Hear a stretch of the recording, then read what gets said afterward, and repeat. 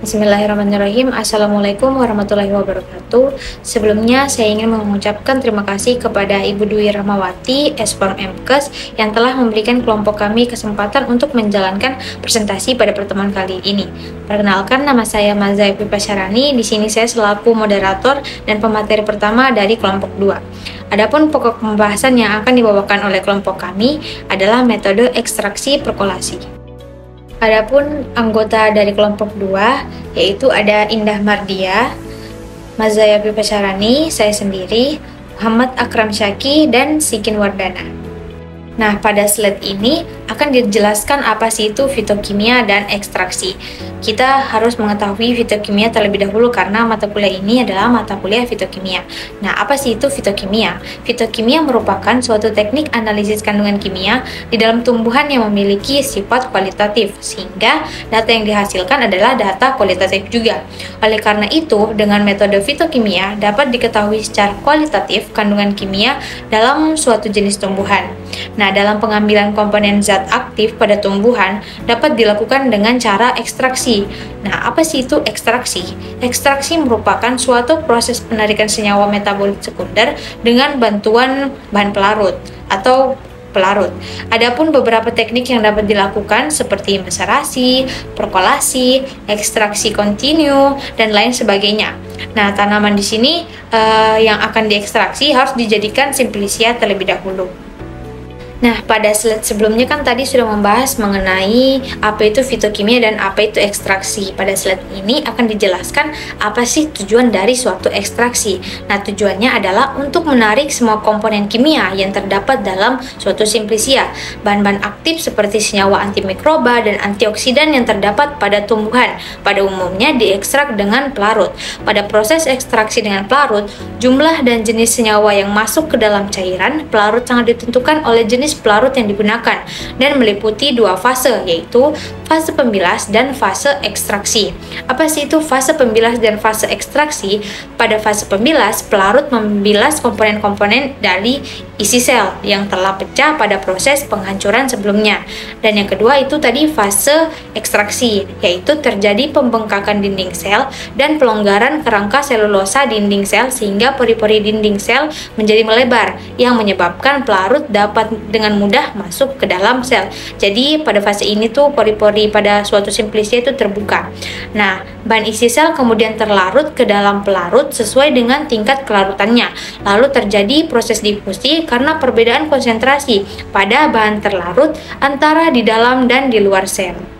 Selanjutnya kita masuk pada pokok pembahasan inti, yaitu metode ekstraksi perkolasi. Nah, tadi kita sudah membahas mengenai ekstraksi.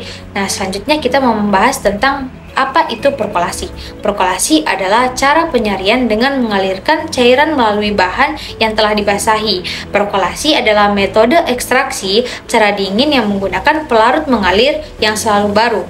Dan menurut Agustina tahun 2013, perkolasi banyak digunakan untuk ekstraksi metabolit sekunder dari bahan alam, terutama untuk senyawa yang tidak tahan panas, karena tadi disebutkan bahwa perkolasi adalah metode yang menggunakan cara dingin atau tidak menggunakan pemanasan. Perkolasi juga diketahui memiliki prinsip kerja penyarian zat aktif yang dilakukan dengan cara mengalirkan suatu pelarut melalui serbuk simplicia yang terlebih dahulu dibasahi selama waktu tertentu. Kemudian ditempatkan dalam suatu wadah berbentuk silinder yang diberi sekat berpori pada bagian bawahnya. Pelarut dibiarkan secara vertikal dari atas ke bawah melalui serbuk simplicia dan pelarut akan melarutkan zat aktif dalam sel-sel simplicia yang dilaluinya sampai mencapai keadaan yang jenuh. Assalamualaikum warahmatullahi wabarakatuh. Perkenalkan, nama saya Muhammad Akram Syaki dengan NIM PU7132511029. Nah, di sini saya akan melanjutkan materi tentang prinsip dan mekanisme kerja perkolasi. Ya baik, adapun prinsip kerja dari perkolasi yaitu serbuk simplicia ditempatkan dalam suatu bejana silinder yang dimana bagian bawahnya itu diberi sekat berpori. Cairan penyari dialirkan dari atas hingga ke bawah melalui serbuk tersebut. Nah, cairan penyari akan melarutkan zat aktif sel-sel yang dilaluinya sampai mencapai keadaan jenuh, yang dimana gerak ke bawah itu disebabkan oleh kekuatan gaya beratnya sendiri dan cairan di atasnya. dikurangi dengan daya kapiler yang cenderung untuk menahannya.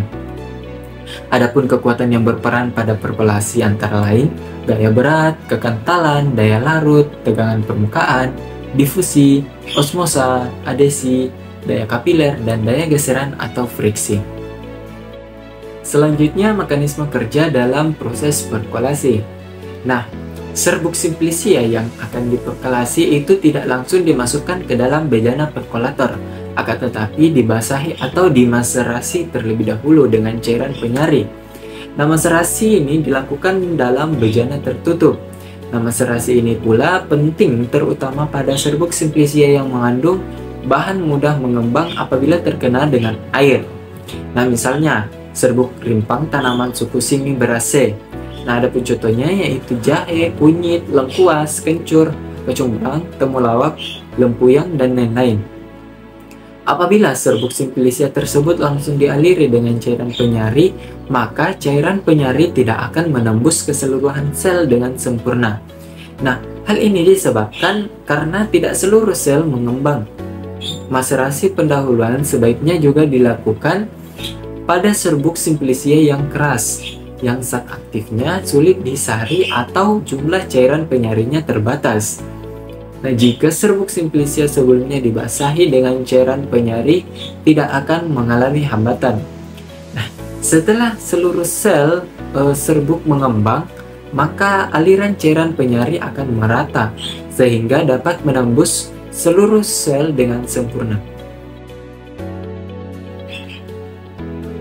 Sebelum serbuk yang telah dimaserasi itu dimasukkan ke dalam perkolator, nah pada bagian leher perkolator itu diberi kapas atau gabus bertrop. Kapas atau gabus yang ini harus dijagai dan jangan sampai dibasahi oleh air, kecuali apabila cairan penyari itu mengandung air. Nah, hal tersebut perlu diperhatikan terutama apabila serbuk simplicia mengandung damar. Nah, perkolat yang mengandung damar akan mengendap karena adanya air dalam kapas atau gabus tersebut. Nah, endapan tersebut akan menghalangi aliman perkolat berikutnya. Apabila menggunakan gabus, sebaiknya di atasnya itu diberi kertas saring dengan diameter yang lebih besar dari gabusnya. Kemudian pinggir kertas saring digunting teratur. Nah, pengguntingan tersebut bertujuan agar kertas saring tersebut dapat menempel pada dinding perkolator. Kemudian setelah maserasi, massa dimasukkan ke dalam perkolator. Pemindahan dilakukan sedikit demi sedikit sambil tiap kali ditekan. Nah, penekanan ini merupakan salah satu usaha untuk mengatur kecepatan pengaliran cairan penyari. Setelah serbuk dimaserasi, itu dimasukkan ke dalam perkolator. Nah, kemudian ditutup dengan kertas saring. Cairan penyari kemudian dituangkan perlahan-lahan hingga di atas permukaan massa masih tergenang dengan cairan penyari. Cairan penyari harus selalu ditambahkan sehingga terjaga adanya lapisan cairan penyari di atas permukaan massa. Nah, untuk memudahkan pemisahan cairan penyari di atas perkolator, dipasang botol cairan penyari. Karena penetesan cairan penyari diatur sehingga kecepatan menetes cairan penyari sama dengan kecepatan menetes sari. Setelah massa didiamkan selama 24 jam dalam perkolator, selanjutnya keran dibuka dan keran diatur sehingga kecepatan menetesnya itu sebanyak 1 mili tiap per menit. Untuk menentukan akhir perkolasi, itu dapat dilakukan pemeriksaan zat aktif secara kualitatif pada perkolat terakhir. Nah, penyarian dihentikan apabila reaksi alkaloid sudah negatif. Dan untuk jenis daun dapat ditentukan dengan reaksi terhadap zat aktif taninnya. Untuk obat yang belum diketahui zat aktifnya, itu dapat dilakukan dengan cara uji organoleptis seperti rasa, bau, warna, dan bentuknya. Itulah sedikit penjelasan dari saya. Saya persilahkan rekan saya untuk melanjutkannya. Terima kasih. Baik, Saya Indah Mardia. Di sini saya akan menjelaskan jenis-jenis metode perkolasi. Metode perkolasi itu ada 4 jenis. Yang pertama itu perkolasi biasa, kedua reperkolasi, ketiga perkolasi bertingkat, dan keempat perkolasi dengan tekanan sendiri. Baik, yang pertama itu perkolasi biasa. Perkolasi biasa dilakukan dengan cara simplisia yang telah ditentukan derajat halusnya, direndam dengan cairan penyari lalu dimasukkan ke dalam perkolator dan diperkolasi sampai didapat perkolator tertentu. Kedua, reperkolasi. Untuk menghindari kehilangan minyak atsiri pada pembuatan sari, maka perkolasi dapat diganti dengan reperkolasi, yang dimana pada perkolasi dilakukan pemekatan sari dengan pemanasan, sedangkan pada metode reperkolasi itu tidak dilakukan pemekatan sari. Reperkolasi dilakukan dengan cara simplisia dibagi ke dalam beberapa perkolator. Hasil perkolator T dipisahkan menjadi satu perkolat dan sari selanjutnya disebut susulan 2. Susulan 2 digunakan untuk menyari perkolator 2. Perkolator kedua dipisahkan menjadi perkolat 2 dan sari selanjutnya disebut susulan kedua juga. Pekerjaan tersebut diulang sampai didapat perkolator yang diinginkan. Untuk cara reperkolasi dapat dilakukan pada herba timih. Yang ketiga, perkolasi bertingkat. Perkolasi bertingkat digunakan untuk memperbaiki perkolat yang dihasilkan dari perkolasi biasa. Perkolasi ini dilakukan dengan cara serbuk simplisia yang hampir tersari sempurna sebelum itu dibuang. Terus disari dengan cairan penyarian serbuk simplisia dengan menggunakan cairan penyari yang baru ini dilakukan agar serbuk simplisia tersebut dapat tersari sempurna. Metode yang terakhir yaitu perkolasi dengan tekanan sendiri. Metode perkolasi dengan tekanan sendiri digunakan jika simplisia mempunyai derajat halus yang sangat kecil, sehingga cara perkolasi biasa tidak dapat dilakukan. Untuk itu, perlu ditambahi alat penghisap supaya perkolat dapat turun ke bawah. Alat yang digunakan pada perkolasi ini yaitu tekanan, yang disebut dengan diakolator. Sekian dari saya. Assalamualaikum warahmatullahi wabarakatuh. Assalamualaikum warahmatullahi wabarakatuh. Perkenalkan, nama saya Siti Nuwardana dengan NIM PO 713251211044. Di sini saya akan melanjutkan materi dari teman kelompok saya. Materi selanjutnya yaitu alasan penggunaan metode perkolasi. Cara perkolasi ini lebih baik dibandingkan dengan cara maserasi karena yang pertama itu aliran cairan penyari menyebabkan adanya pergantian larutan yang terjadi dengan larutan konsentrasinya lebih rendah sehingga meningkatkan derajat perbedaan konsentrasi.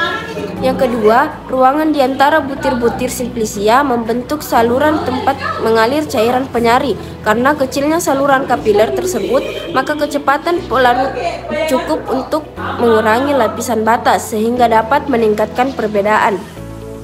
Keuntungan dari metode perkolasi ini, yang pertama, langkah lebih sederhana. Dalam metode perkolasi, langkahnya lebih sederhana dibandingkan metode lainnya.